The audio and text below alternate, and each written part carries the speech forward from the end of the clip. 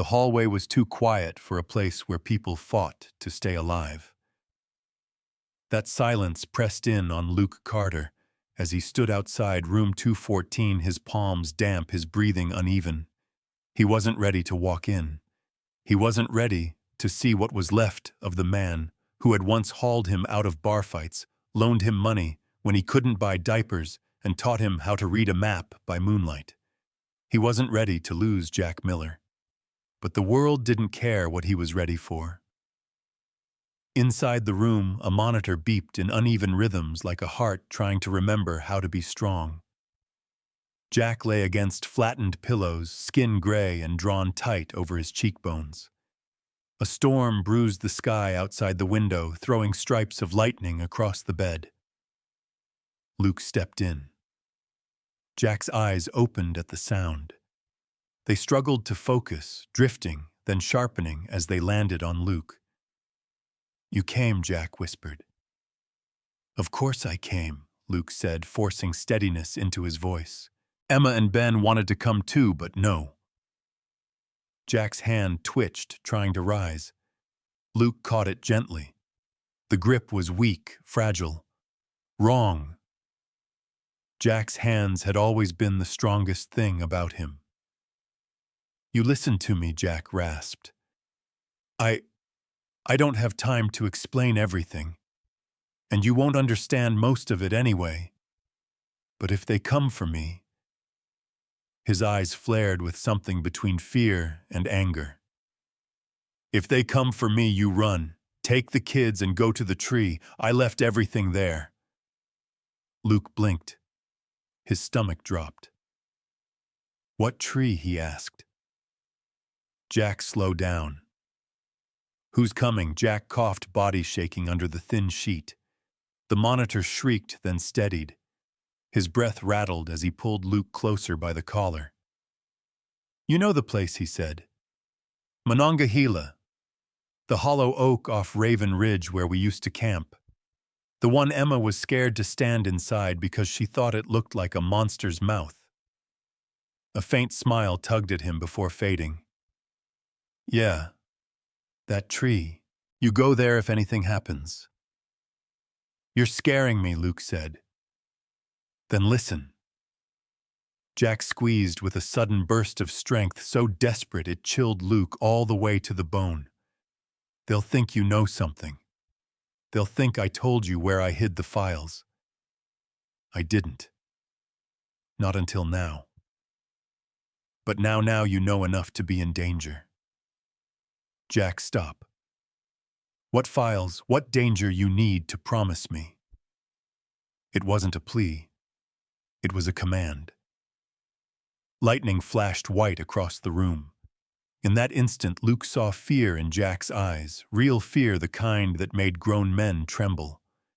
Jack had been through war zones, coal mine collapses, and riots in cities strangers wouldn't dare to name. Luke had never seen him look afraid of anything. Until now. "Okay," Luke said softly. "I promise." Jack exhaled as if those words were the last thing he needed from this world. His grip loosened. His eyes drifted to the window, watching storm clouds roll. "You're a good father," Jack murmured. "Better than you think. Don't let them take your kids. Don't let them rewrite your story the way they rewrote mine. Jack." But Jack's eyes were already closing. His chest rose once, twice, then shuddered to a stop. The monitor flatlined, and the room fell silent again. The funeral happened 3 days later, small and bleak under a slate-gray sky. A handful of men from the trucking yard came. A pastor who barely knew Jack spoke a few practiced words. Emma held Luke's hand tightly. Ben leaned against his side, too young to understand why grown-ups cried so quietly. But what froze Luke wasn't the casket or the pastor's voice. It was the 2 men standing by the far tree line, black jackets, blank expressions, eyes fixed on him instead of the grave. They weren't mourning. They were watching. He turned away, pretending he hadn't noticed. But when he lifted his gaze again, they were gone. That night, he told himself the funeral stress had gotten to him, that he was imagining things, that the anxiety tightening his chest was just grief. But 2 days later, when he came home from work, he saw it, the back door latch bent inward, the lock ripped out, the kitchen drawers pulled open. No valuables taken, only things searched. Jack's warning slammed back into his chest like a hammer. If they come for me, you run. He checked on the kids first, safe asleep, unaware of the terror lining up outside their lives. Then he searched the house for intruders, hands trembling as he gripped the baseball bat Jack had given him years ago as a joke. He found nothing. But the feeling didn't leave. It grew. On the third night, when he peeked through the blinds, a sedan he didn't recognize sat across the street. Engine off. No lights. No movement. Just waiting. Luke's breath hitched. He backed away from the window. No more pretending. No more hoping. Something dangerous had climbed out of Jack's past, and it had Luke's name now. By sunrise, Luke had packed 2 backpacks with clothes, water, medicine, and whatever cash he had left. He grabbed Emma's inhaler, Ben's sketchbook, the photo their mom had taken on their last Christmas together. He hesitated only once at the doorway of his quiet home where a life that had barely stayed together now threatened to shatter completely. Emma stood beside him, sleepy-eyed. Ben clutched his blanket. "Where are we going?" Emma whispered. "Someplace safe," Luke said. His voice didn't shake, but only because he didn't allow it to. "Now stay close to me. And whatever happens." He knelt, leveling his gaze with hers. "Don't look back. If you do, you freeze, and freezing gets us caught." Emma swallowed hard, then nodded. They slipped out the back door, using the fences and shadows for cover. Luke kept the kids in front of him, moving fast but quiet. Every sound felt sharper in the early morning darkness, the bark of a dog, the engine of a passing truck, even the whistle of wind between houses. At the corner, Luke risked a glance over his shoulder. The sedan's headlights flicked on. He didn't wait to see more. He grabbed the kids' hands and ran. The bus station was nearly empty at dawn. Luke bought 3 one-way tickets to Buckhannon, with trembling fingers. The clerk didn't ask questions. People in these parts never did. When the bus finally roared to life, Luke led the kids onto the back row and sat facing the window. The sedan screeched around the corner just as the bus pulled away. A man stepped out. He stared straight at the bus. Straight at Luke. Luke's pulse hammered so loudly, he felt it in his teeth. The bus turned onto the highway, leaving the man shrinking in the distance, but not disappearing from Luke's mind. He closed his eyes. The hollow oak. The files. Jack's fear. Jack's promise. Whatever waited in those woods, Luke was heading straight toward it now. And whatever chased them wasn't far behind. "Don't look back. If you do, you freeze, and freezing gets us caught." Luke's words echoed in Emma's head as the bus rolled deeper into the West Virginia countryside, winding through fog-draped hills and bare winter trees. She kept her eyes glued to the rain-speckled window, watching the landscape pass in smears of brown and gray. She didn't speak. She hadn't said a word since they left the house, not even to Ben, who sat slumped against her side, quietly sucking his thumb, a habit he hadn't touched in over a year. Luke sat across the aisle, turned just enough to keep both of them in view. His right hand hadn't left the zipper of the backpack at his feet. It held everything they might need if the world behind them suddenly caught up. They'd been on the road for 4 hours. Not once had Luke let himself relax. He didn't sleep. He didn't stretch. He didn't even drink the coffee he bought at the last gas station. He just watched. Every mirror, every face, every movement. They arrived in Buckhannon just past noon, stepping off the bus into biting wind and the scent of rain-soaked pavement. The terminal was little more than a glorified shack, 2 benches, a vending machine, and a bulletin board half covered with missing pet flyers and ads for used tires. Luke scanned the lot. No sign of the sedan. No sign of the man. That didn't mean they were safe. "Stay close," he said, slinging the backpack over one shoulder. "Eyes up. No talking to strangers." Emma and Ben obeyed without question. They could feel it too, that brittle edge of danger in the air. The kind that kids didn't need explained. Luke led them down Main Street past shuttered storefronts and rusted pickup trucks. A mom-and-pop hardware store. A diner with 2 old men smoking out front. The kind of town where people noticed newcomers. They'd only have a small window before word spread. At the edge of town, he spotted what he was looking for, a gear shop with a dusty window display of boots, compasses, and trail maps. Perfect. No questions, cash only.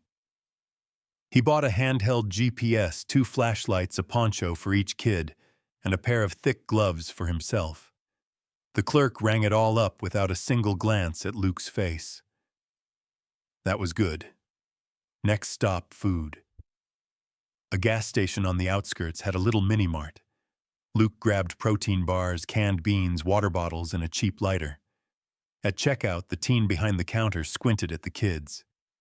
"Y'all going camping?" he asked. "Yeah," Luke said without smiling. "Family tradition." The kid nodded and handed him the change. They left before he could ask anything else. Luke took them 2 miles out of town, then veered off the road onto an old fire trail, half swallowed by undergrowth. Trees loomed on both sides, tall, dark, and silent. The forest here was older than the town. Older than the road, maybe older than memory itself. Emma stared at it like it might eat them. Ben clung to Luke's hand, dragging his feet. "Are we really sleeping out here?" he asked. "Just for a little while," Luke said. "We're heading toward a cabin. You remember when I told you about the woods your Uncle Jack used to take me to?" Emma nodded slowly. "Yeah, that one tree. The monster tree." Luke smiled faintly. "That's the one." They walked for hours. The sun dipped low, bleeding orange and red behind the hills. Ben's legs gave out first. Luke hoisted him up piggyback without complaint, though his own back ached from the weight of the pack.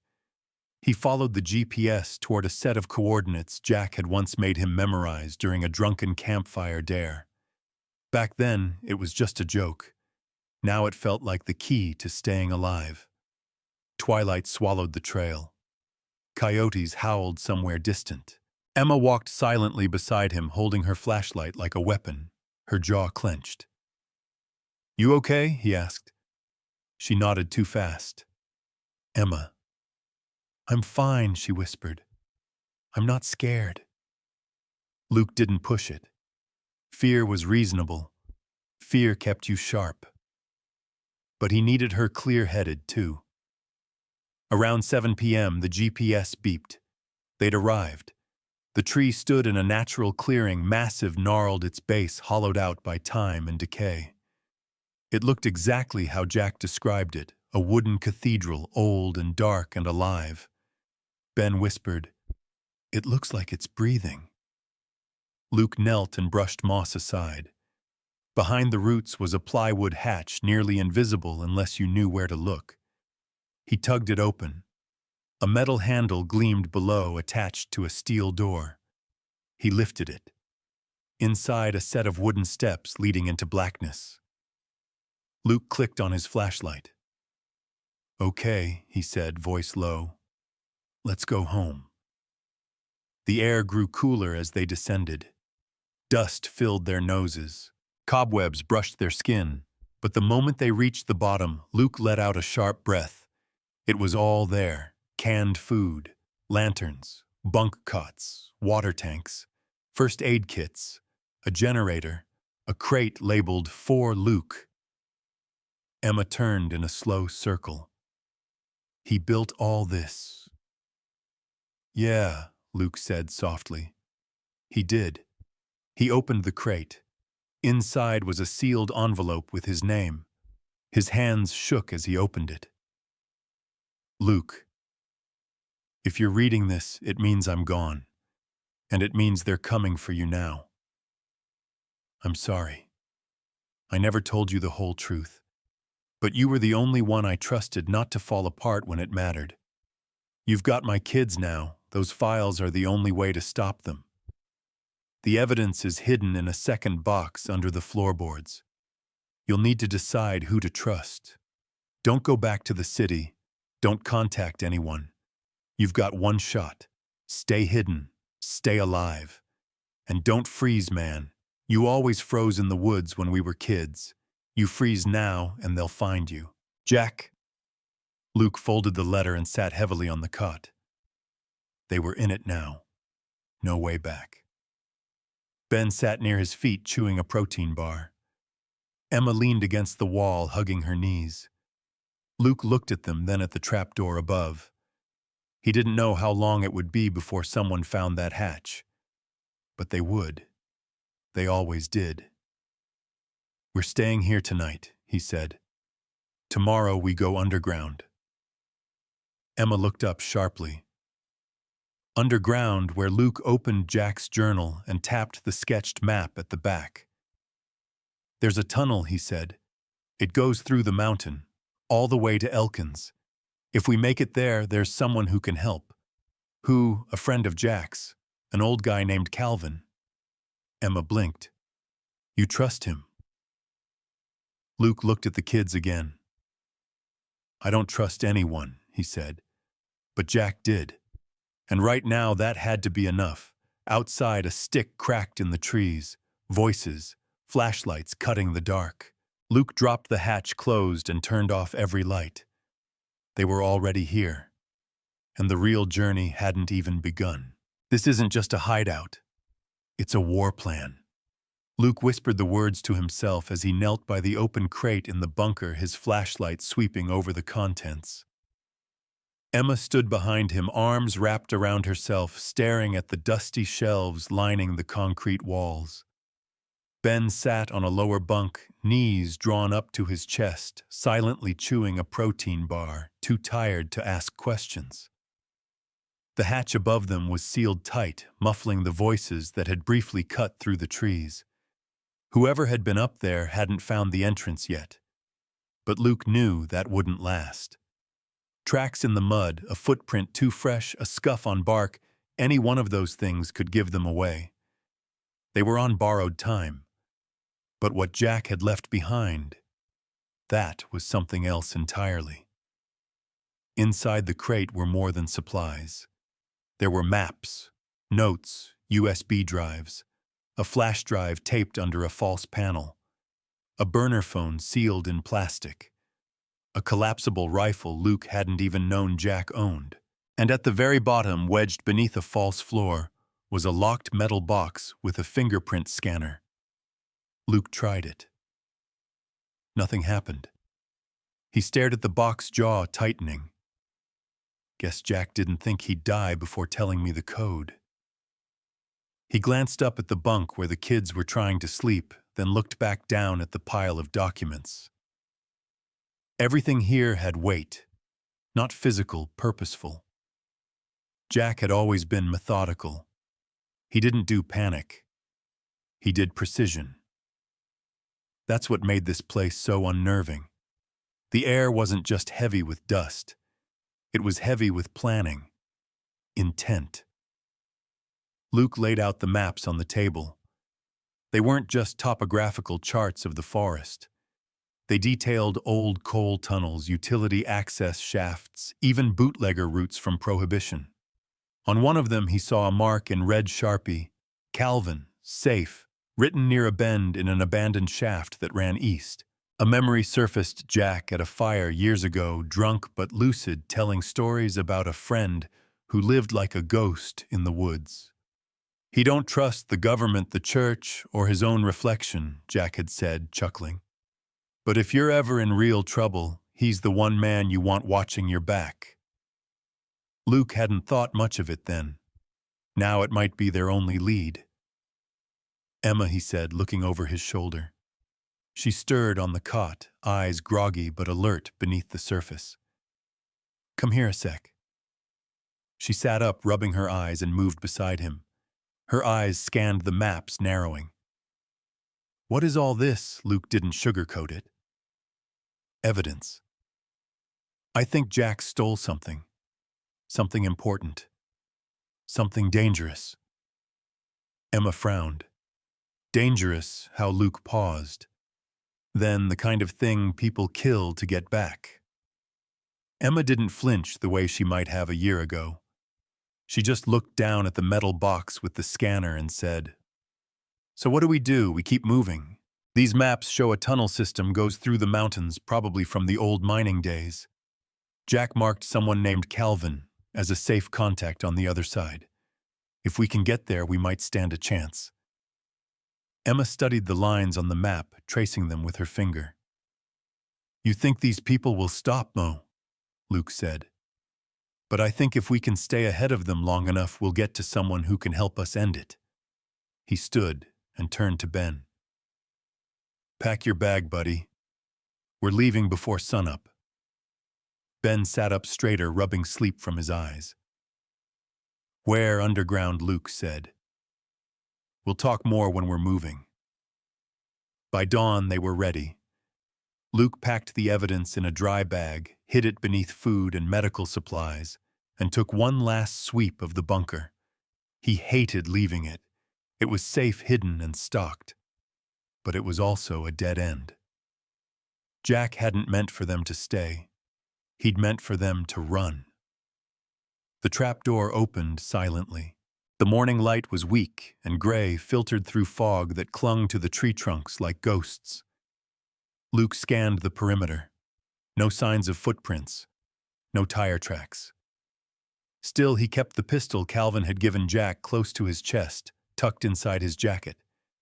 They made it half a mile before they found the first sign that someone had been nearby. A cigarette butt. Still warm. Luke motioned to the kids. Off the path. Now. They crouched low and moved deeper into the underbrush, heading toward the coordinates Jack had written next to the tunnel entrance. Every step felt louder than it should have. The woods had that brittle quiet, the kind that only came before something broke. By noon, they reached the old service shed Jack had marked. It was mostly collapsed, just rotted wood and rusted nails, but behind it was a rusted metal grate in the ground. Luke yanked it open. A metal ladder disappeared into the dark. Ben wrinkled his nose. It smells like a dead animal. Luke peered down. That's probably because something is dead down there. Emma looked at him. We're really going in? He nodded. Yeah. We are. She looked down the hole again, then back at him. What if it caves in? Luke stared into the blackness. If this collapses, he said quietly, nobody finds our bones. You understand that? Ben paled, but Emma just nodded. Luke climbed down first. The metal rungs were slick with moss. When his boots touched the ground, he clicked on the flashlight and swept it across the tunnel. Concrete walls, old mining rails, a tunnel stretching into black. He helped Ben and Emma down one at a time. As soon as they were all inside, he pulled the grate shut and shoved a plank across it from beneath. It wouldn't stop someone determined, but it might slow them. They started walking. The tunnel went on forever. The smell got worse. The air turned thick and wet. Luke kept the flashlight low, watching for signs of cave-ins. Jack had warned about a few tight spots in the journal. Emma held Ben's hand behind him, whispering stories about pirates and hidden treasure to distract him from the dark. They stopped once to eat sitting on old mine carts that looked like they hadn't moved in 60 years. Luke used a chemical glow stick to mark their path just in case. "Are we going the right way?" Emma asked. "I think so," Luke said. "There's a marker up ahead Jack said to look for. If we find it, Calvin's place should be half a day past that." "Who's Calvin?" Ben mumbled. Luke smiled tiredly. "Old friend of Jack's. Lives alone. Builds things. Doesn't like people." Ben yawned. "Sounds like Grandpa." "Kind of."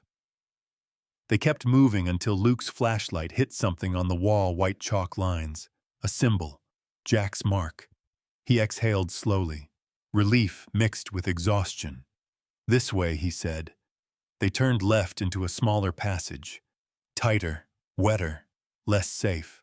Luke could feel it now. They were being funneled somewhere. Somewhere Jack had been before. Somewhere that might be salvation or something else entirely.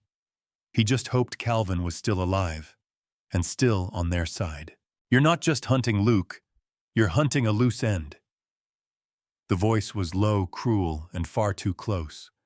Luke flattened himself against the tunnel wall, one hand gripping his pistol, the other stretched behind him to keep Emma and Ben still. The darkness pressed in around them, their breaths the only sound in the suffocating silence. The footsteps had stopped. So had the voices. For nearly an hour they had crept through the narrow mining passage, single file, no light, but the dim blue glow from a chemical stick Luke kept tucked into his shirt to avoid being spotted. The damp air was heavy with mold and dust. Every few feet they'd passed more signs of collapse, cracked walls, exposed beams, places where time had chewed through the rock. But none of that compared to what they'd heard next. Voices. Not echoes. Men. Tracking them. At first Luke thought it might be a coincidence. Another group of hikers. Or kids exploring. But then he heard his own name. "Carter's already through this section," one voice said, rough and low. "The tracker pinged near the old shaft last night." "Wasn't supposed to be this soon," another replied. "Royce wanted him flushed out toward the Elkins Ridge." "Well, too bad. Plans changed. Orders are to find him, grab the files, kill anyone with him." Then came the words Luke couldn't shake. "You're not just hunting Luke. You're hunting a loose end." A chill moved through him. They weren't just here to retrieve something. They were here to erase it. Every part of it. That included him. That included his kids. Ben shifted behind him, making the faintest squeak on the wet stone. Luke turned fast, pressing a finger to his lips. Ben nodded wide-eyed and went still.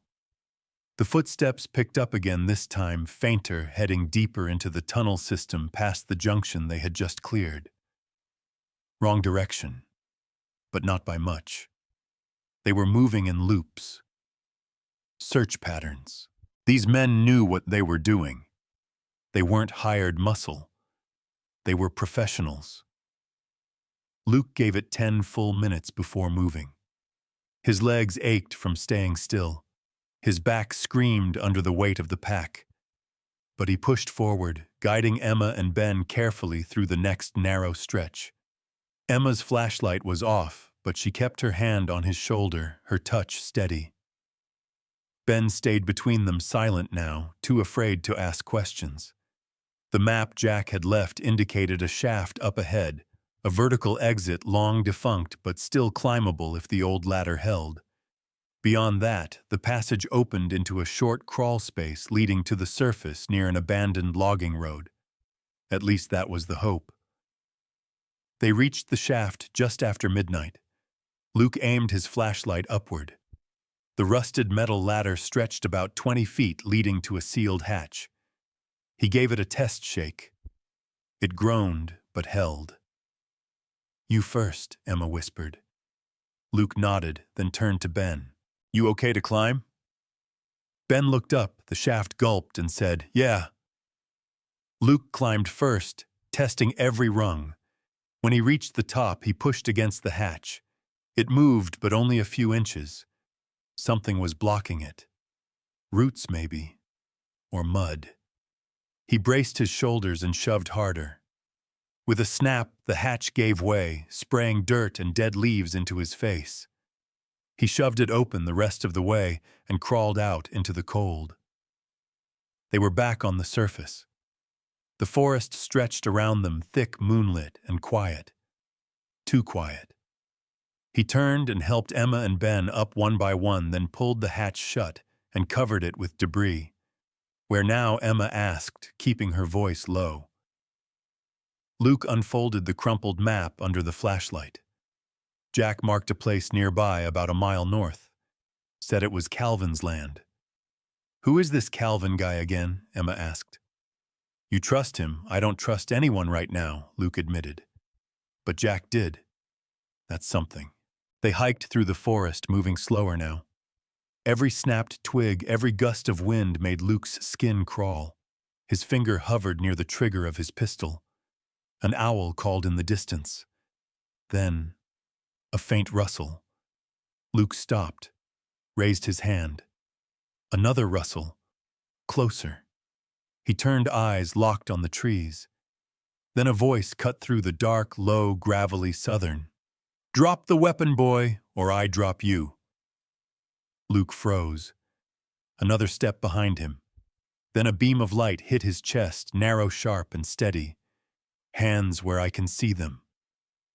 Luke slowly lifted both hands, his pistol falling into the leaves. "We're not here to cause trouble," he said. "We're looking for someone." "Calvin." Silence. Then the light moved to his face. "You, Luke Carter?" Luke blinked. "Yeah. How do you—" The man stepped forward. He was tall, wrapped in an old army jacket, beard wild and gray, a shotgun cradled against his chest like it had grown from him. "You boys brought the storm with you," the man said. "I can smell it on your boots."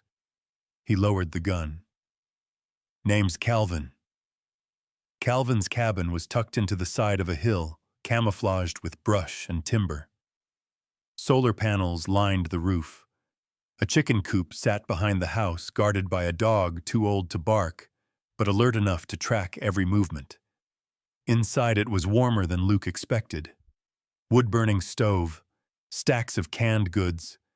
A shortwave radio buzzed faintly on a shelf.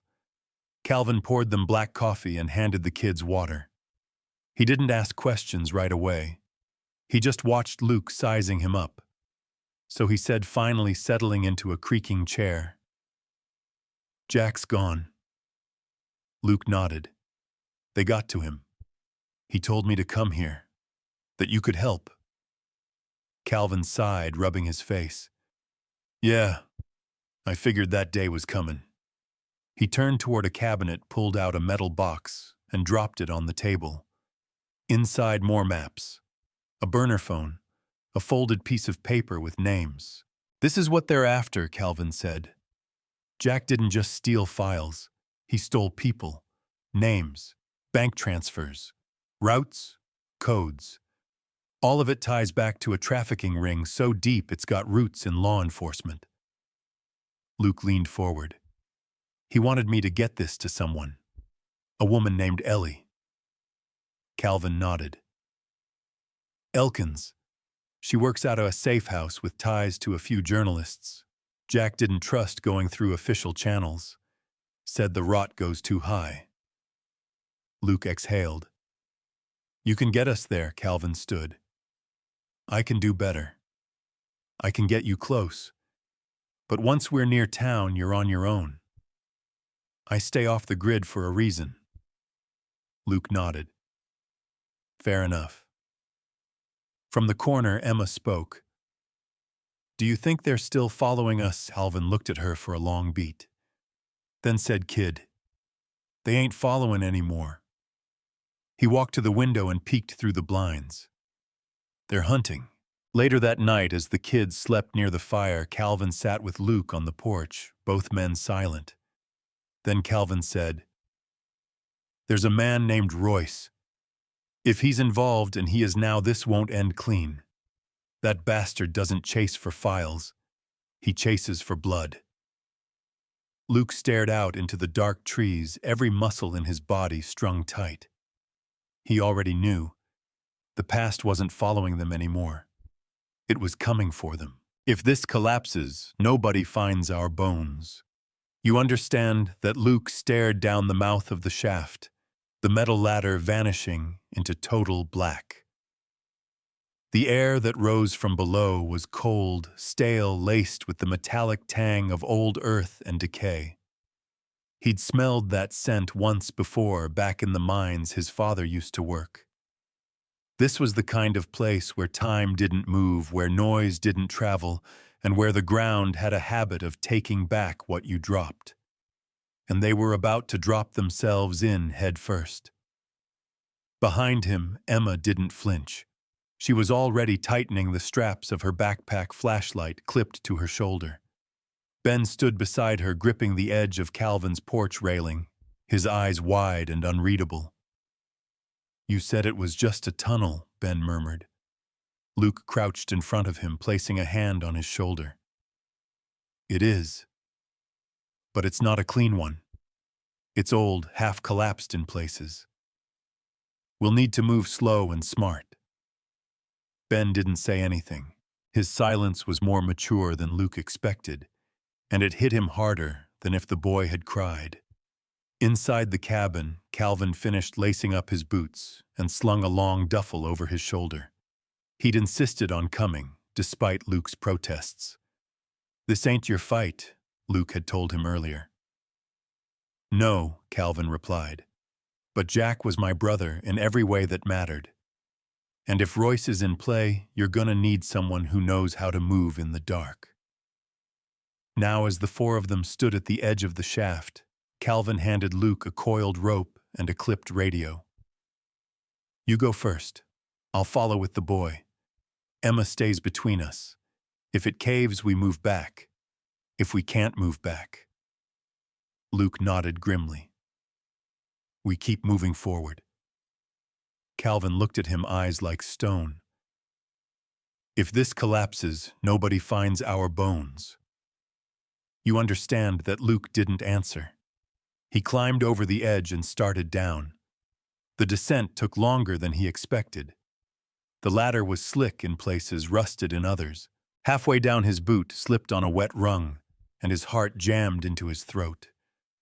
But he caught himself, sucked in a breath, and kept moving. When his boots hit the ground, he flashed his light around.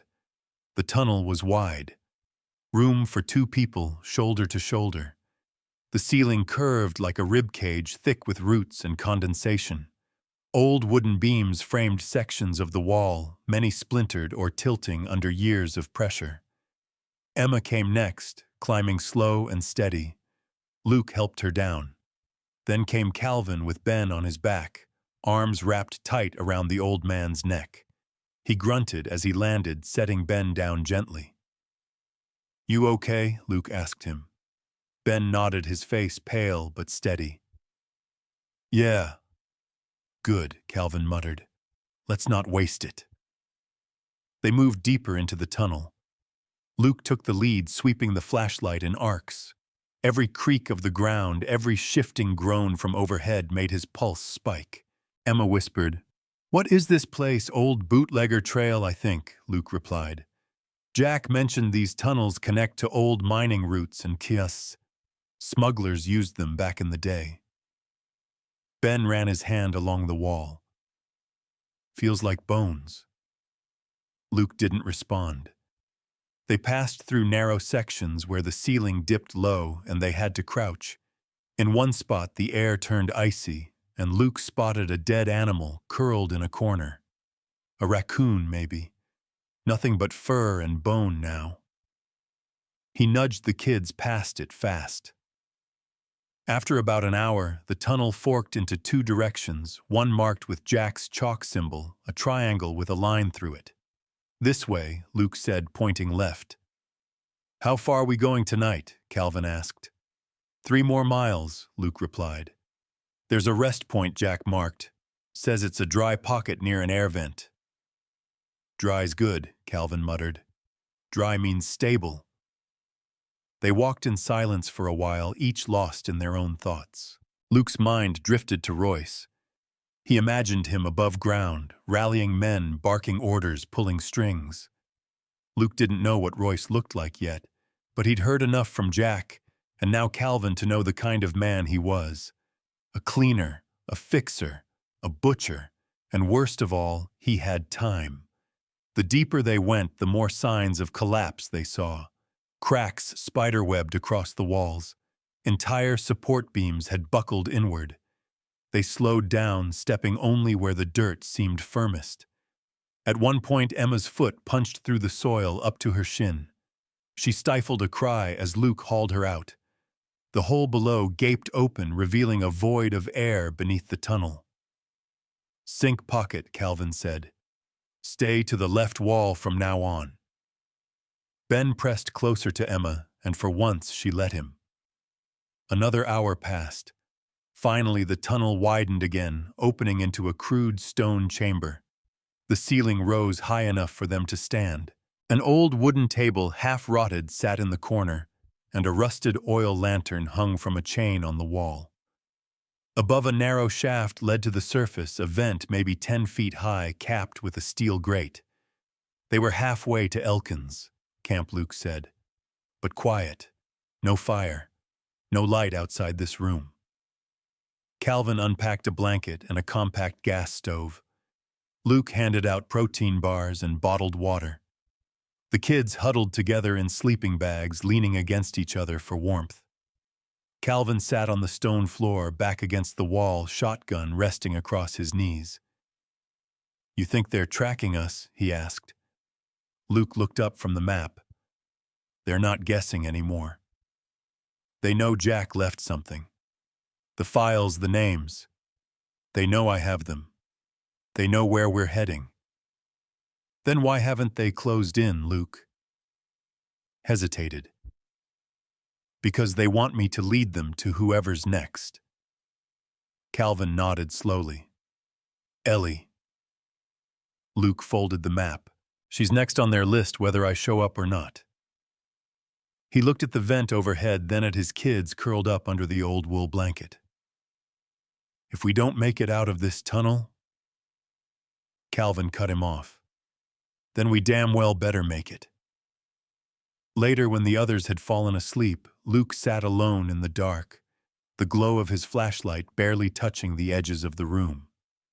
He pulled the sealed envelope from his jacket, the one Jack had left with the files. On the back was a short note scribbled in red ink. "If you're reading this, it means you're almost there. But almost ain't enough. Don't stop until it's done." Luke folded it back up and tucked it away. He couldn't stop. Not here. Not in the dark. Not when everything was closing in. They'd rest tonight. But tomorrow they moved into the last stretch. Toward Elkins. Toward Ellie. And toward the man who'd been hunting them all. Everyone has a price. The trick is knowing who's already been bought. Ellie West didn't trust easily. She especially didn't trust men who showed up on her property half-starved, carrying 2 scared kids and a military-looking man with eyes too calm for the chaos around them. But when she opened the door of the safe house on the southern edge of Elkins and saw Luke Carter standing there, she didn't slam it shut. Not right away. She stared at him for a beat too long, then stepped back and let them in. The interior was dim and spare. Wood-paneled walls, dusty furniture, a smell of old paper and gun oil. Not a trace of decoration. It wasn't a home, it was a bunker pretending to be a cabin. Ben clung to Luke's leg. Emma scanned every window like she was ready to bolt at the first sound of tires on gravel. Calvin stepped through, last shotgun lowered but close. "Ellie," he said, voice even. "Calvin," she replied, folding her arms. "You look like hell. Feels worse." Luke cleared his throat. "You're Ellie West." She nodded once, slow. "And you're Luke Carter. Jack's emergency contact." He stiffened. He told you about me. He told me everything. She turned and walked down the hall without another word. Luke followed.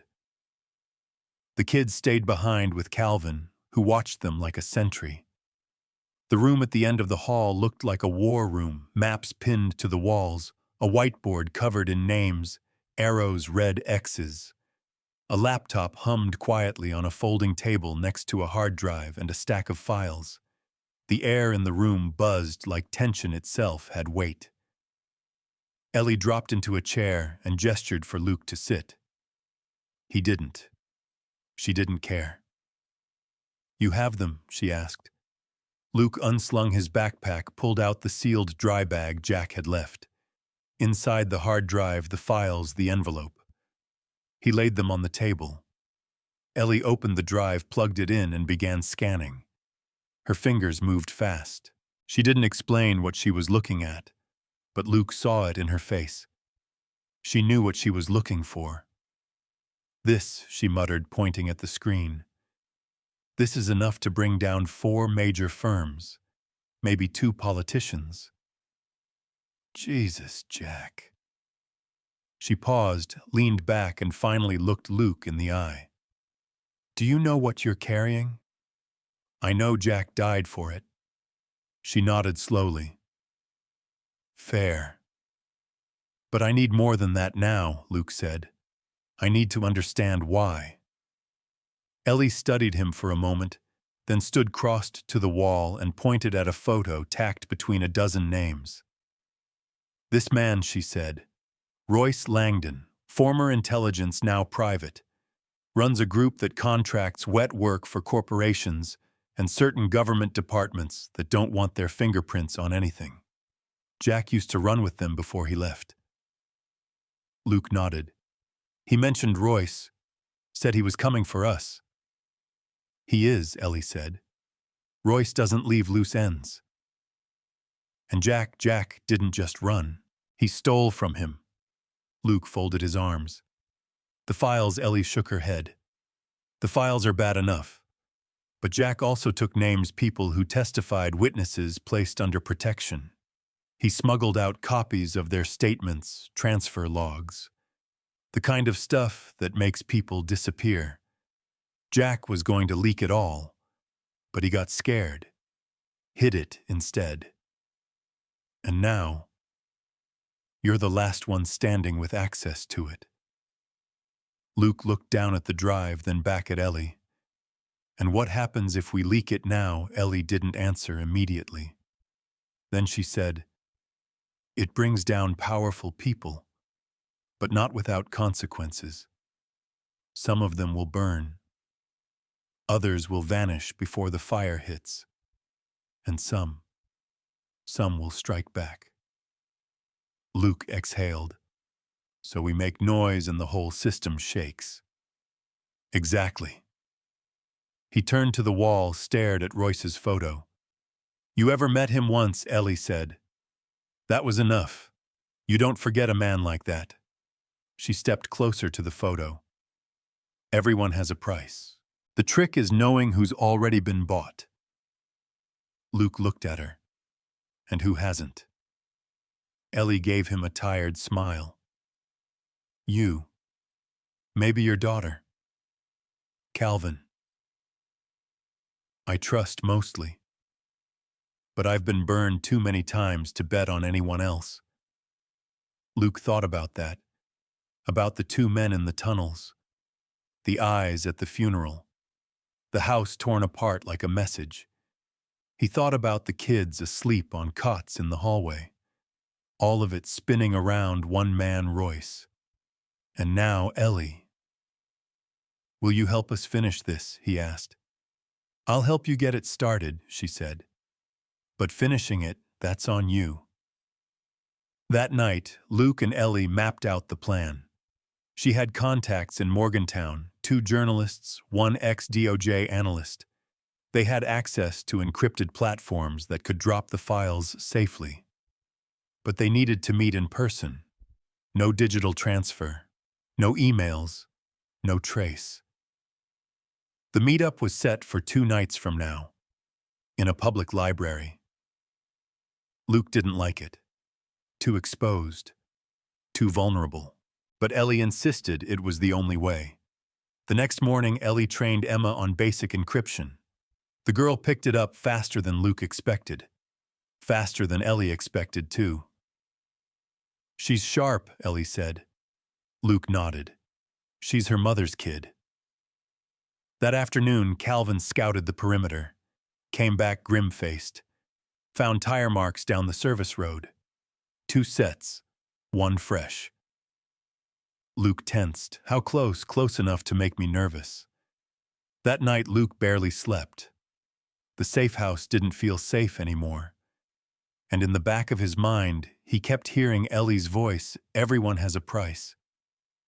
Just after dawn, Luke found Emma sitting alone on the porch, blanket wrapped tight around her. He sat beside her. "You okay?" She nodded.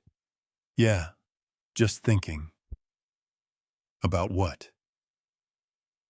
She hesitated, then said, "What if we give them the files and nothing changes? What if all this was for nothing?" Luke didn't answer right away.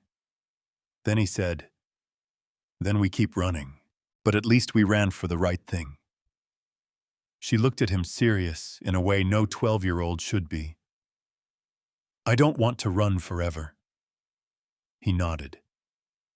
"Me neither." Behind them, a car engine echoed faintly from the tree line. They both turned. One car, no headlights, then another behind it. Luke stood fast. They were out of time. Again. "We're not here to scare them. We're here to remind them why they should be afraid." Royce Langdon lit a cigarette with the kind of ease that came from 1,000 repetitions. One drag. Slow exhale.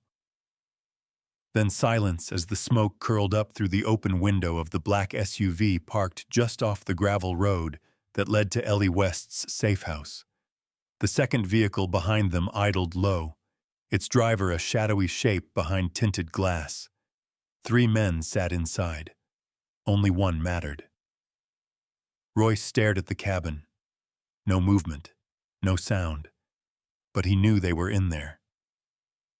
"They've got the files," he said, flicking ash onto the dashboard. "That's not a guess. That's confirmation from the network tap." She plugged in the drive at 4:13 a.m., pulled encrypted headers off half the folders.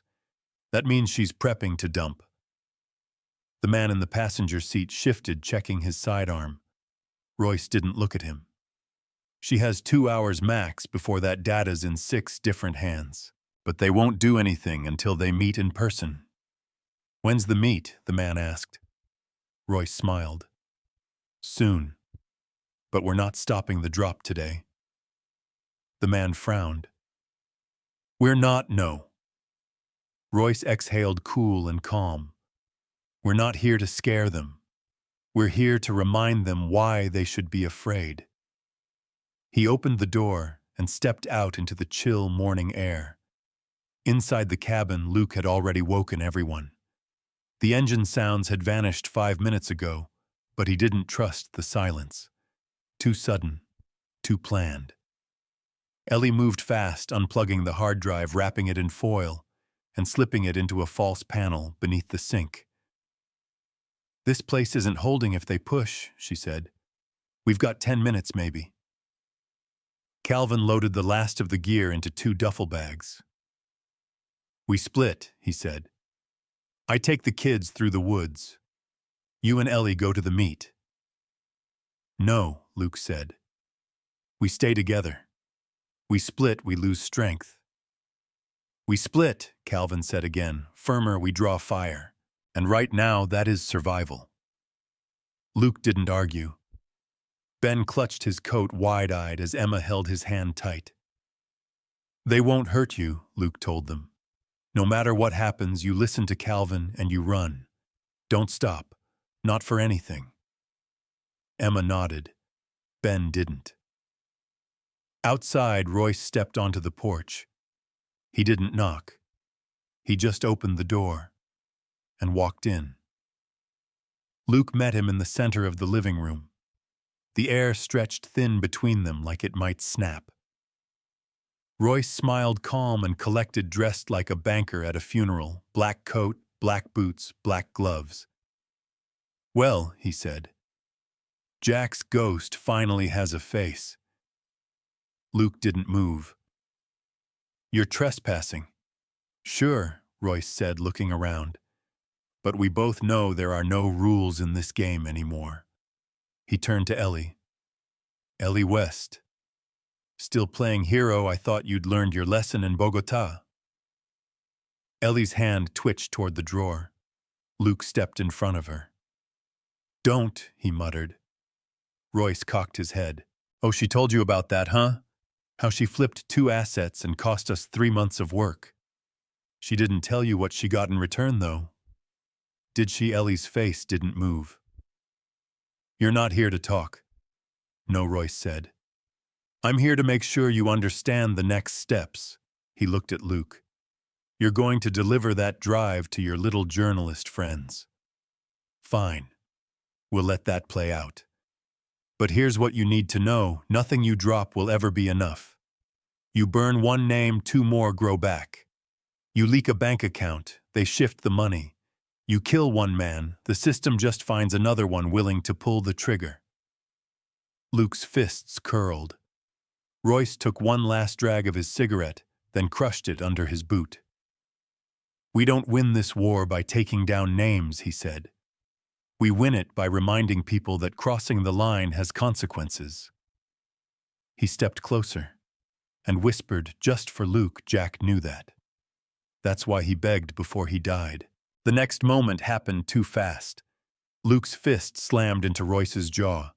The man staggered back but barely flinched. Then the sound of a gun cocking split the room.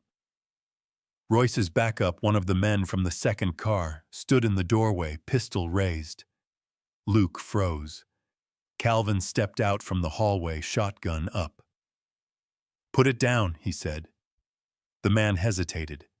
Royce raised a hand. "Stand down." The man did. Royce wiped blood from his lip and smiled. "Touchy." Luke said nothing. Royce nodded once. "Well, now we understand each other." He turned to leave, then paused in the doorway. "Oh, one more thing." He pointed at Emma. "That one's sharp. You'll lose her first." Then he left. They were gone in seconds. No tires squealing. No shouting. Just gone. Luke's chest heaved. His hand throbbed. His mind raced. "What the hell was that?" Ellie snapped. "A message," Calvin said. "He knows we're not backing down, so now he's building doubt. Cracks us from the inside out." Luke grabbed the map. "We need to move. Now. We go to the drop, get the data to Ellie's contact, then disappear." Ellie nodded. "Agreed." Emma stood by the window watching the trees sway in the wind. "He's right," she said, voice low. "They're not scared of being exposed. They're scared of losing control." Luke looked at her.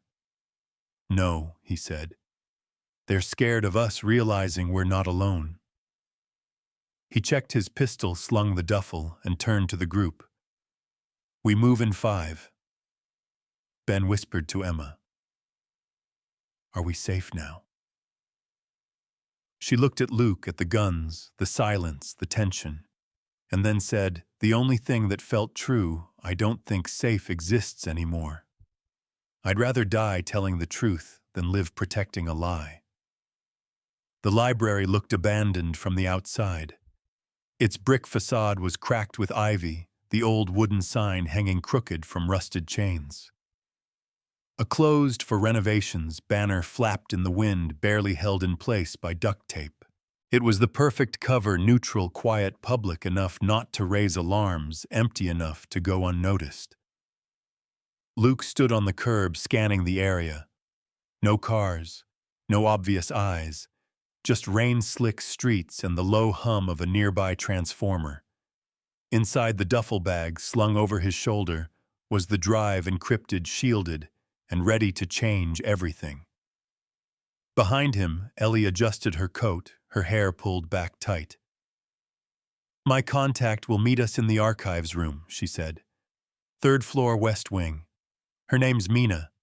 She used to work with Jack before he flipped. If anyone can get this thing out, it's her." Luke nodded once. "Any sign we've been followed?" "Nothing yet," Ellie said.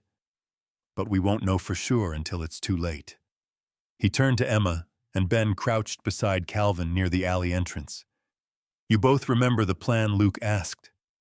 Emma nodded, eyes sharp. "Wait for your signal. If something goes wrong, we follow Calvin through the maintenance exit." Ben clutched Emma's hand, silent but watching. Luke looked to Calvin. "You sure you're up for this?" Calvin gave a grunt. "Kid, I was born in worse situations than this." "Let's not test that," Luke muttered. They moved in two groups, Luke and Ellie heading through the main entrance, Calvin and the kids circling to the back eyes on every exit. Inside the library was dark, but not dead. Emergency lights flickered dimly overhead, casting long shadows across dusty shelves and abandoned checkout desks. Water dripped somewhere deeper inside. The smell of paper and mildew filled the air. Ellie led the way, fast and sure. They passed a security desk, now unmanned, and moved into a hallway lined with old portraits, former librarians, benefactors, forgotten ghosts. The building was silent, but it felt watched. Luke kept his hand close to his sidearm, eyes tracking every corner. On the third floor, they found the West Wing half sealed off with plastic sheeting and caution tape. Ellie stepped over it without hesitation. "This is it," she said. "Archive room's just ahead." Luke stopped. "Let me go first." She didn't argue. He pushed the door open slowly.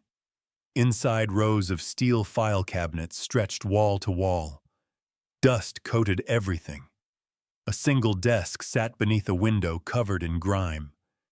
A woman stood behind it, mid-40s, short dark hair, glasses, hands resting calmly on a laptop. She looked up, Mina. Luke asked. She smiled faintly. "You must be Luke." Ellie entered behind him. "It's all here. The drive, the files. We need to get it out now." Mina didn't hesitate. She pulled a portable drive from her coat, already booted and ready. "Give it to me." Luke handed it over. Mina plugged it in her fingers, dancing across the keyboard. "I'll route it through a dark node cluster, then tunnel through to 3 contacts. It'll take 60 seconds to deploy." Ellie stood watch at the door. Luke paced, his nerves raw. Then Mina's screen flashed. "Wait," she muttered. What Luke stepped in. Mina's voice dropped. "There's a lock on one of the folders, biometrics tied to Jack's DNA signature. I can bypass it." But she didn't finish. A sharp bang echoed through the hallway. Then another. Gunfire. Luke's blood froze. Ellie turned, already raising her weapon. "They're here!" Mina yanked the drive, shoved it into her jacket. "I need 30 more seconds." Luke grabbed her arm. "No, you need to go. More shots. Closer now." Calvin's voice crackled in Luke's earpiece. They breached the south door. "We're pinned down in the stairwell." "Hold them," Luke shouted. "Get the kids out if you can, to Mina back route." She pointed toward the fire door. "Stairs lead to maintenance. That's your exit." Ellie leaned out into the hallway, returned fire. "They've got suppressors," she said. "This wasn't a scare tactic. They're here to end it." Luke shoved a filing cabinet in front of the main door, then turned to Mina. "Can you still get it out?" She nodded. "But only if I stay with the rig. You'll die here." Mina's voice was quiet, steady. "I'd rather die telling the truth than live protecting a lie." Ellie looked at Luke, then back at Mina, You sure? Mina gave her a soft smile. I've been waiting to make this count. Luke gritted his teeth, every part of him wanting to drag her out. But he saw it in her eyes. This was the line she'd already crossed. She wouldn't leave. He pressed his hand to hers. Make it count. Then they ran. They tore down the stairs 2 at a time. Behind them, more shots rang out. Luke didn't look back. They burst through the lower exit and into the alley, rain pouring in sheets. Calvin stood by the van, Emma and Ben already inside. Ellie slammed the door shut behind them. Go, Luke shouted. Calvin floored it. As they sped down the back road, Luke looked out the rear window just in time to see smoke billow from the library's upper floors. Then a second explosion. He didn't ask. He knew. Mina had sent the signal. That night they laid low in an abandoned ranger station 30 miles out. The kids slept curled up on old cots. Ellie sat by the radio scanning for chatter. Calvin cleaned his rifle without a word. Luke stood outside in the rain, head tilted to the sky. He didn't cry. He just breathed. When Ellie joined him, he asked, "You think she got it out?" Ellie nodded slowly. If anyone could, it was her. He looked out into the trees. They're going to come harder now. Yes, Ellie said, but we hit them first. And somewhere across servers' platforms, newsrooms' files were opening, names were being read, and the lies were unraveling. I didn't survive this long just to disappear when it finally matters. The world didn't change overnight. No headlines exploded. No arrests were made that day. But Luke knew something had shifted. By the next morning, the internet stirred like something waking from a long, heavy sleep. A blog post, anonymous, obscure, detailed offshore accounts tied to a U.S. senator. A whistleblower thread posted timestamps, bank transfers, and internal memos. A journalist with 3,000 followers hinted at a massive leak incoming, then vanished from social media 6 hours later. The war had begun, and Luke Carter had become its lightning rod. He stood on the porch of the ranger station, binoculars in hand, scanning the tree line.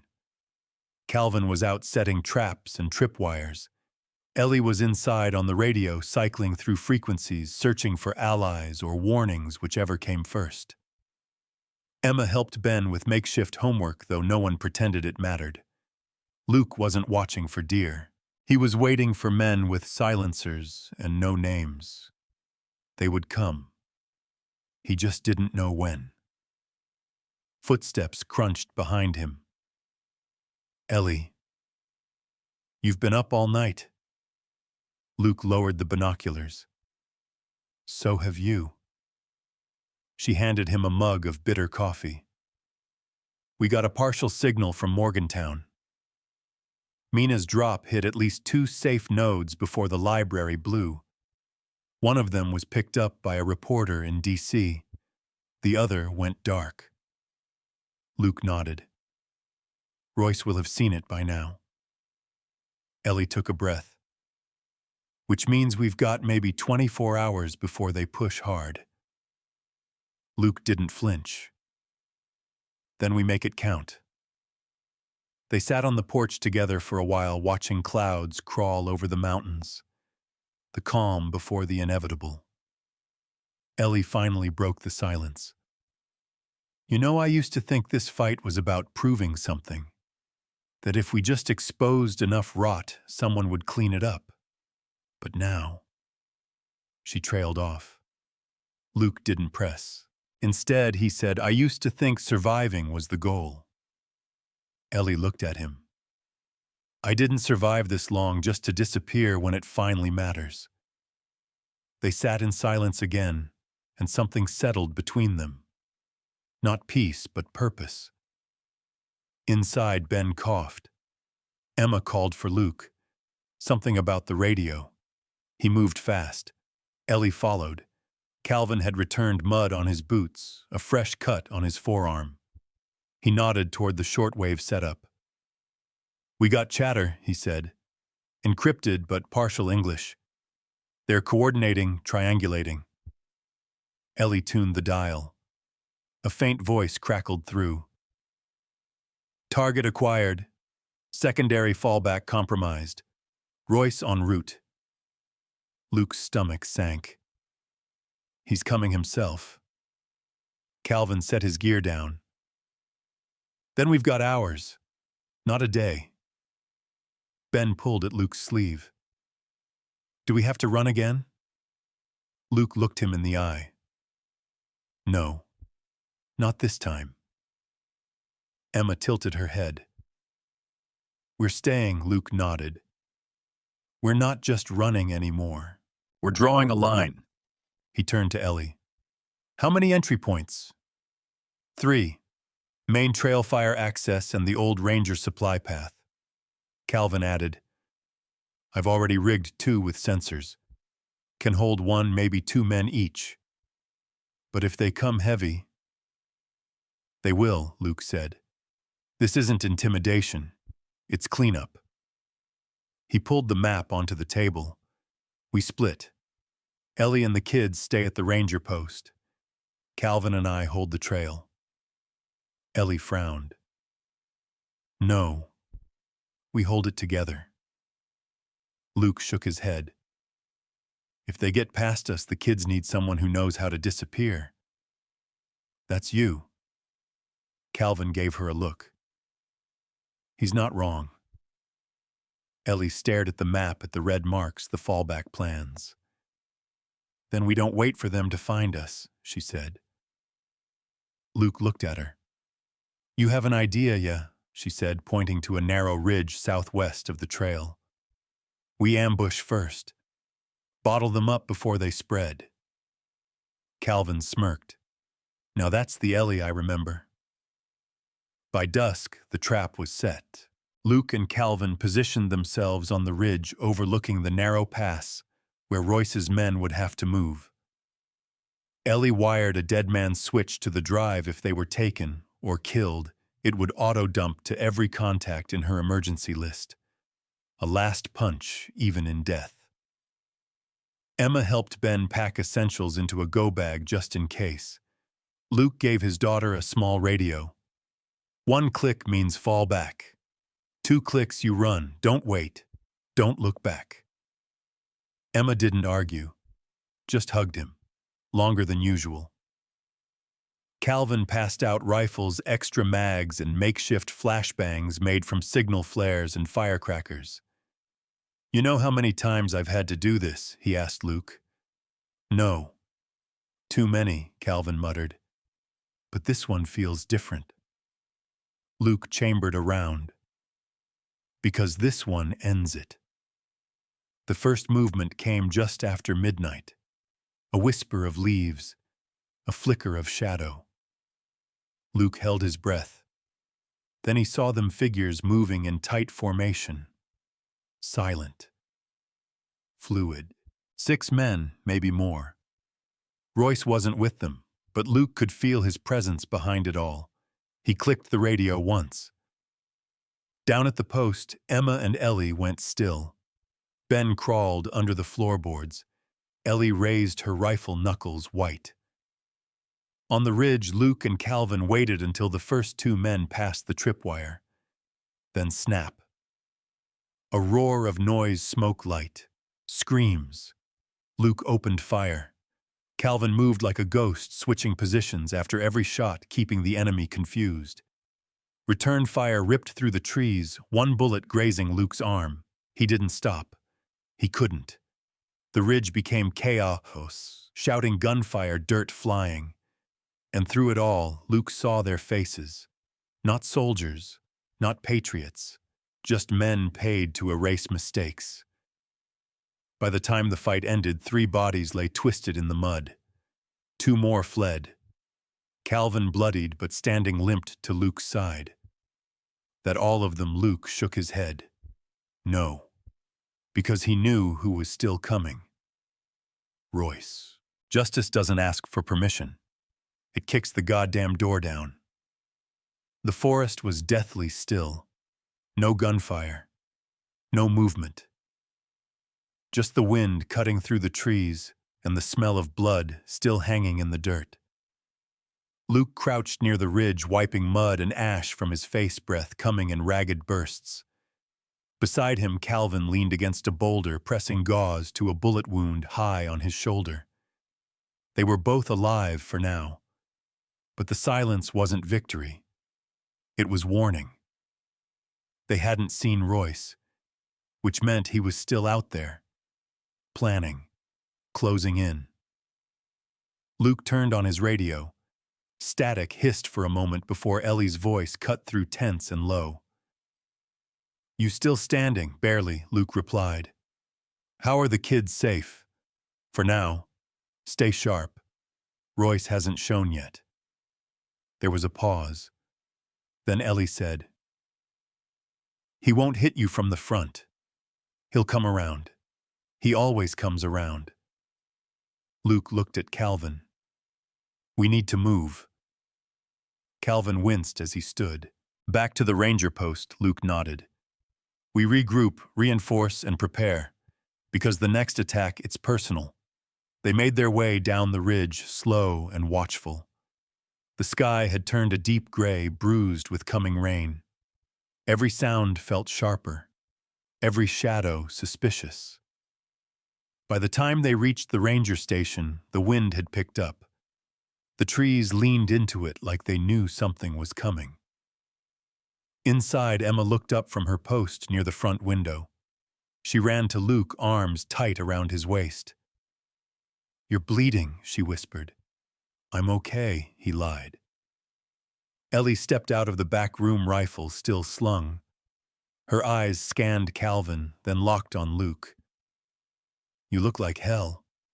He gave her a tired smile. "You should see the other guys." Calvin dropped into a chair with a grunt. "One of them won't be seeing anything again." Luke looked at the table, maps, weapons, the last ration packs. "This ends tonight." Ellie folded her arms. "You really think he'll come now?" "He has to," Luke said. "We killed his men. We dropped the files. We embarrassed him. And men like Royce don't walk away from that." Emma stood nearby, quiet but listening.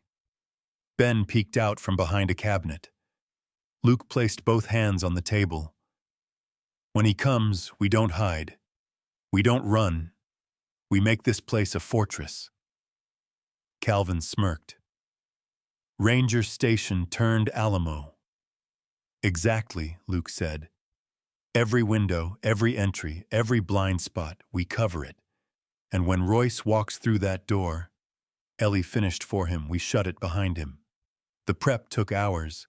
They moved bookcases, flipped tables, created barricades with everything that wasn't bolted down. Ellie set claymore traps near the tree-line relics from an old contact she hadn't thought she'd ever use. Calvin reinforced the back door with steel rods from a maintenance closet. Luke walked the perimeter again and again, memorizing every angle. By sunset, they were ready. The kids huddled in the back room, Emma armed with a walkie-Ben with a flashlight and 2 granola bars. Calvin sat by the window with his rifle balanced across his knees. If he's smart, he'll wait till midnight. "Let us stew." Ellie reloaded her Glock. "Royce isn't patient. He's surgical. If he waits, it's not hesitation, it's precision." Luke stood at the center of the room, eyes locked on the front door. They didn't speak for a long time. When the lights cut out, no one flinched. Ellie whispered, "Generator." Calvin shook his head. "Dead. Cut from the outside." Then a voice echoed through the trees. Soft. Amplified. Controlled. "Luke Carter." Luke turned his head, heart hammering. "You've made quite a mess," Royce continued. "I expected you to die in the first week. That's what people like you do, but Here you are, surrounded by amateurs protecting files already duplicated 100 times over. Luke stepped closer to the door. You've lost, Royce said. The data is out. The system will bury it, of course. A few heads will roll, but the house still stands. You haven't won. You've simply made it louder. Luke opened the door, stepped out into the dark. Rain dripped from the porch roof, but he didn't feel it. I'm not trying to win, he called back. I'm trying to finish. A shape emerged from the tree line. Royce Langdon. Calm. Clean. Dressed like a man coming to settle an estate, not a score. Behind him, 3 others fanned out faces covered, weapons drawn. Royce stopped at the base of the porch steps. You had a chance to vanish, he said. Could have taken your kids, changed your name, and disappeared. I did vanish, Luke replied. And you dragged me back. Royce smiled. Then let's finish it. The first shot came from Ellie. It clipped the man on Royce's left shoulder, hit down hard. Chaos erupted. Luke ducked, rolled behind a beam, returned fire. Calvin let loose from the side window, dropping another attacker mid-charge. Glass shattered. Sparks flew from the wall as bullets tore into the ranger station. Royce didn't flinch. He moved like he'd done it 1,000 times. Calm, deliberate, no wasted motion. Luke kept eyes on him, ducking between cover, leading him deeper into the house. Back where Emma and Ben waited. A trap. Royce followed. Ellie and Calvin kept the others occupied. Luke ducked into the hallway, grabbed the hidden remote trigger from the wall, and whispered into the radio. Emma and Ben were already gone, slipped through the floor hatch to the forest. The hallway lit up as the flashbang rigged above the door exploded. Royce staggered, weapon flying from his hand. Luke tackled him. They crashed into the wall. Fists flew, bone cracked. Luke's knuckles split open as he hit again and again and again. Royce twisted, elbowed him hard across the jaw, then pinned him to the ground. Breathing ragged, he said, "You think this ends with me? There's always another Royce." Luke spat blood. "Then I'll be there for him too." He reached up, yanked the cord from the ceiling, a trigger. Another charge went off, this one blowing the rear wall open. Royce was thrown clear. Sirens, real sirens, screamed in the distance. Ellie burst through the back, rifle raised. Royce lay stunned, half-conscious. Calvin limped in weapon drawn. Luke stood over Royce, breathing hard, broken, bloody, unbowed. "You don't get to disappear," he said. "You get to answer." Royce just laughed, coughing blood. Luke turned away. Outside headlights cut through the trees. Unmarked, but not silent. Federal agents spilled out. Weapons drawn. It was over, or so it seemed. Truth doesn't fix everything, but it's where everything starts. The sound of sirens faded into memory.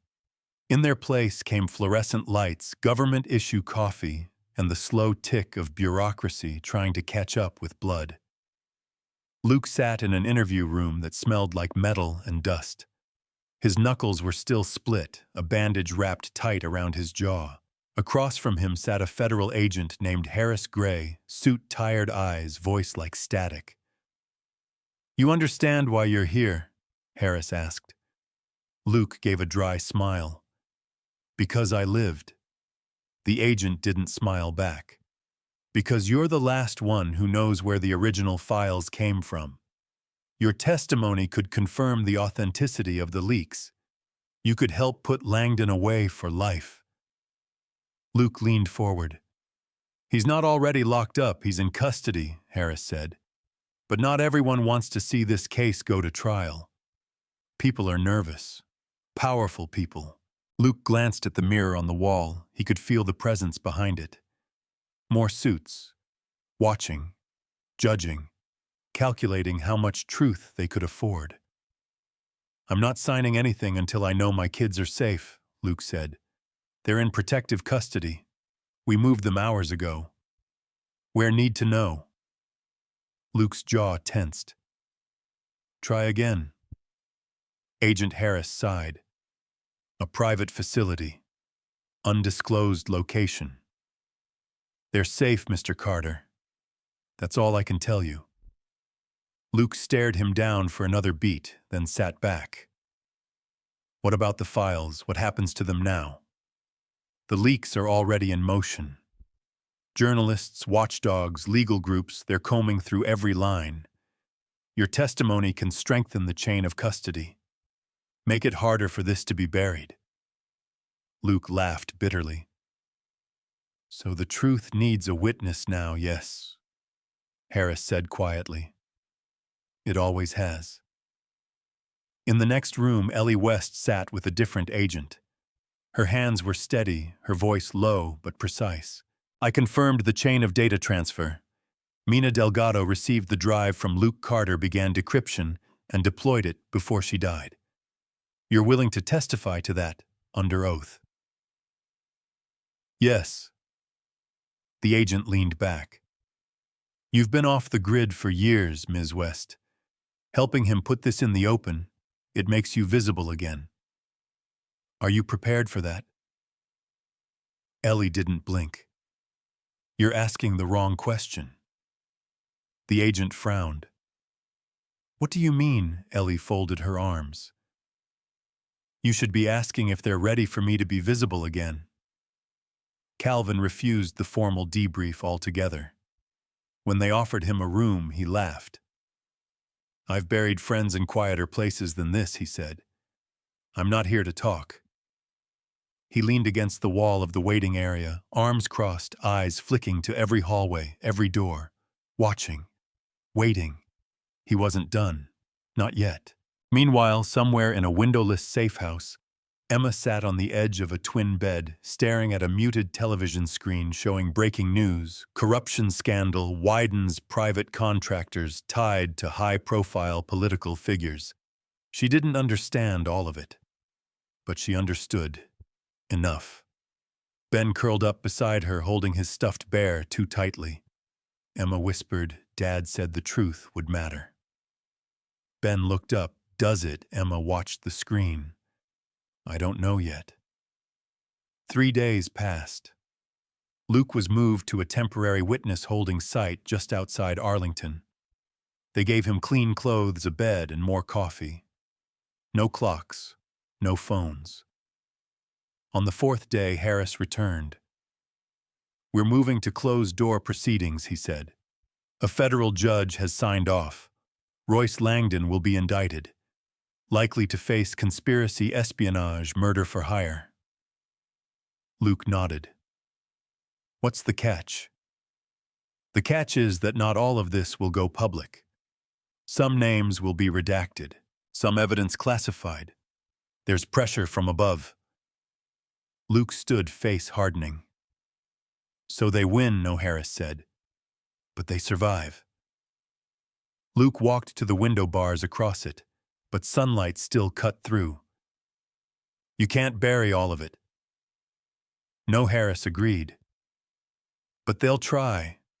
That's why we need you to testify, on record, under oath, because the more light we shine, the fewer shadows they have to hide in." Luke turned back to him. "You really think it changes anything?" Harris didn't answer right away. "Then truth doesn't fix everything. But it's where everything starts." That night, Luke was taken to the courthouse under escort. The hall was sterile, the kind of place designed to make people feel small. He took the stand, gave his name, his background, his story. Every word weighed like stone. He spoke of Jack Delaney, of the files, of Mina's sacrifice, of Royce's men, of the deaths. He didn't cry, but when he spoke about his daughter hiding under a ranger station floor, while gunfire ripped through the walls, His voice cracked, and the room listened, not because they wanted to, but because they had to. When it was done, Luke stepped outside with Ellie and Calvin. The sky was clean, cold, open. "Now what?" Ellie asked. Luke looked up. "Now they run out of places to hide." Calvin snorted. "You know they'll come back, right? Someone else will pick up where Royce left off." "I know," Luke said, "but next time they'll have to work harder, hide deeper, because now people are watching." They stood in silence a long time. Then Ellie asked, "Do you still think it was worth it?" Luke's voice was quiet. "It has to be." He didn't say it for them. He said it for himself, and for the people who didn't get to stand where he was, the ones buried in shadows hoping anyone would bring the light. Rain fell gently over the city, washing away the smoke of a fire most people would never know had burned. Luke stood across the street from a modest brick school in a quiet neighborhood outside Richmond. His hoodie was pulled low over his brow, beard grown in eyes tired. But there was a stillness in him now. Not peace exactly, he didn't believe in that word anymore, but something like it. A ceasefire with the past. He watched through the wrought iron fence as Emma laughed with two other girls on the playground. Her hair was longer now. She looked older, like the kind of kid who'd seen too much and still chose to be kind. Ben was sitting on the swing set, his bear tucked in the crook of his arm legs, kicking gently through the air. He was still quiet, but no longer afraid. They were safe. Not forever, Luke knew better than to believe in forever. But for today. And today was enough. A hand touched his arm. Ellie dressed down, just another parent on the street. She followed his gaze toward the school. "They're adapting," she said softly. "Kids are resilient." "So they say," Luke murmured. "You should go to them." "I can't. Not yet." Why, he didn't answer immediately. He watched as Emma helped Ben with the swing, her small hands steadying the chains. "Because they need to believe it's over," he said finally. "They deserve that." Ellie nodded. "You helped give them that." Luke looked over at her. "We helped." She smiled faintly. "You ever think about what happens after all this, after the noise dies down and the story becomes a headline from last month?" Luke shrugged. "I think about what happens if we don't stay ready." Ellie folded her arms. "You can't live your whole life waiting for the next enemy." "I'm not," he said. "I'm just learning how to live in a world that doesn't stay fixed." She paused, then said, "You changed something, Luke, whether you believe it or not." He shook his head. "I didn't change the world. I just didn't let it break me." Across the street, the bell rang. Children scattered, some toward buses, others to waiting parents. Emma and Ben walked toward the gate, their heads swiveling, as if they hoped to see him. Luke turned away before they could. He wasn't ready. Maybe next week. Maybe never. But he was here, and alive. And that mattered. Across the country, things were moving. Quietly. Slowly. But moving. A congressional aide leaked a memo linking Royce's operation to 3 black-budget programs. A state senator resigned after her name appeared on the ledger of a shell company traced through the Delaney files. A journalist from a local newspaper, small town, underfunded, mostly ignored, published a story that would earn her a Pulitzer nomination. The system didn't collapse, but it cracked. And the cracks let light in. Calvin, for his part, disappeared back into the hills. He'd said his goodbyes without ceremony, taking nothing but a pack and his old rifle. No one knew where he went. Luke sometimes thought he might be living in the mountains somewhere unreachable. Other times he wondered if Calvin had just needed to disappear again, not for safety, but for peace. Ellie took a job with a data security nonprofit. She trained whistleblowers, now helped them protect themselves, tell their stories without vanishing into the same shadows she'd once lived in. Truth has a pattern, she told one class. It wants out. You just have to clear the way. She never told them about Luke. But when one young woman asked what to do if she got scared, Ellie said, "Be scared, then keep going." As for Royce Langdon, the system swallowed him up slowly, painfully, publicly. He was tried behind closed doors, but his name leaked anyway. The footage of him being led out of a courthouse in cuffs played on the news for exactly 13 seconds before being buried by another scandal. But those 13 seconds were enough. Enough for people to start asking questions. Enough to remind the world that power wasn't invincible. Months later, Luke sat alone in a roadside diner outside Asheville. It was the kind of place with faded menus, real pie, and coffee that burned your throat. The waitress refilled his mug with a smile and no questions. He appreciated that. He opened a worn notebook, flipped past old pages filled with half-sentences, scribbled names, scattered thoughts. On a blank page, he wrote, "Truth doesn't fix everything, but it's where everything starts. Not with grand speeches, not with perfect heroes, but with people who refuse to lie one more time." He closed the notebook, set it on the table, left a 20 under his mug, and walked out. The road stretched ahead, not clean, not straight, but his. And for the first time in a long time, Luke didn't feel like he was running from something. He was walking toward whatever came next, with eyes wide open and nothing left to hide.